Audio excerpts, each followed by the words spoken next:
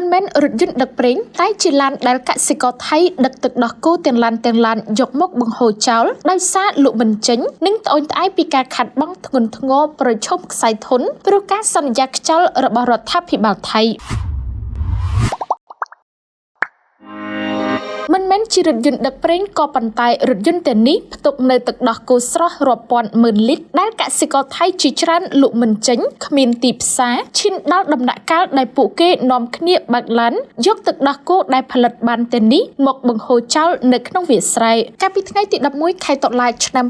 2025កន្លងទៅនេះពលរដ្ឋថៃបានបង្ហោះលើបណ្ដាញសង្គមរបស់ខ្លួនដោយបានត្អូញត្អែរថាមជ្ឈមណ្ឌលប្រមូលទិញទឹកដោះគោ Mulek Dairy Center បានបង្ហូរទឹកដោះគោចោលក្នុងវាលស្រែដើម្បីផ្ទុកទឹកដោះគោថ្មីពីសមាជិកជារៀងរាល់ថ្ងៃដោយសារលក់មិនចេញនិងគ្មានទីផ្សារប្រពន្ធដដែលបានបន្តថាទោះបីជាមានការសន្យាពីរដ្ឋាភិបាលក្នុងការដោះស្រាយបញ្ហាក៏ដោយប៉ុន្តែមជ្ឈមណ្ឌលនៅតែទទួលរងការខាត់បងយ៉ាងខ្លាំងស្ទើរតែខ្សែធនហើយសមាជិកភាគច្រើនកំពុងប្រឈមមុខនឹងផលវិបាកខ្លាំងផ្នែកហិរញ្ញវត្ថុយ៉ាងធ្ងន់ធ្ងរក្នុងនោះបើបញ្ហានេះនៅតែបន្តសមាជិករាប់រយនាក់អាចនឹងបោះបង់អាជីពនេះចោលទាំងស្រុងកសិករថៃខ្លះទៀតបាននិយាយថាតម្លៃទឹកដោះគោចុះថោកតែចំណីគោវិញឡើងថ្លៃខ្លាំងធ្វើឲ្យបរិមាណទឹកដោះគោកាន់តែថយចុះព្រោះគ្មានលទ្ធភាពផ្គត់ផ្គង់ចំណីគ្រប់គ្រាន់រាល់ថ្ងៃមនុស្សអត់អាហារក៏បានប្រឹងយ៉ាងណាដើម្បីឲ្យគោមានចំណីមិនដឹងថាអាចទ្រាំបានដល់ពេលណានោះទេកសិដ្ឋានជាច្រើនបានបិទទ្វារជាបន្តបន្ទាប់យ៉ាងណាមិញពួកគេបានបង្ហាញការសោកស្ដាយចំពោះស្ថានភាពបច្ចុប្បន្ន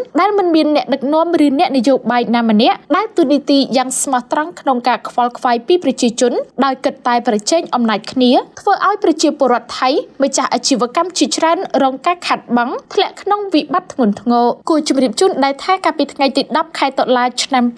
2025ក្រោយជួបជាមួយគណៈប្រតិភូនៃតំណាងវិស័យឯកជនថៃមកពីភ្នាក់ងាររដ្ឋាភិបាលសហគ្រាសឯកជននិងវិស័យពាក់ព័ន្ធជាច្រើនទៀតដើម្បីស្ដាប់កង្វល់និងសំណើរបស់ពួកគេជុំវិញស្ថានភាពរកស៊ីនាពេលបច្ចុប្បន្នអ្នកនាំពាក្យក្រសួងការបរទេសថៃបានអះអាងថាស្ថានភាពព្រំដែនកម្ពុជាថៃបានប៉ះពាល់ដល់គ្រប់កម្រិតរាប់ទាំងសេដ្ឋកិច្ចក្នុងស្រុកនិងជីវភាពរបស់ប្រជាពលរដ្ឋថៃអ្នកនាំពាក្យក្រសួងការបរទេសថៃបានបន្ថែមថាជាពិសេសការបន្តពហិការផលិតផលថៃពីសំណាក់អ្នកប្រើប្រាស់កម្ពុជាបានជះឥទ្ធិពលដល់ក្រុមធុរកិច្ចថៃក្នុងនោះធុរកិច្ចជនថៃជាច្រើនបានរងការខាត់បងយ៉ាងធ្ងន់ធ្ងរដោយសារចំនួនព្រំដែនកម្ពុជាថៃដែលនាំឲ្យមានការបិទព្រំដែននិងយុទ្ធនាការធ្វើពហិការផលិតផលថៃពីពលរដ្ឋកម្ពុជាកាន់តែកើនឡើង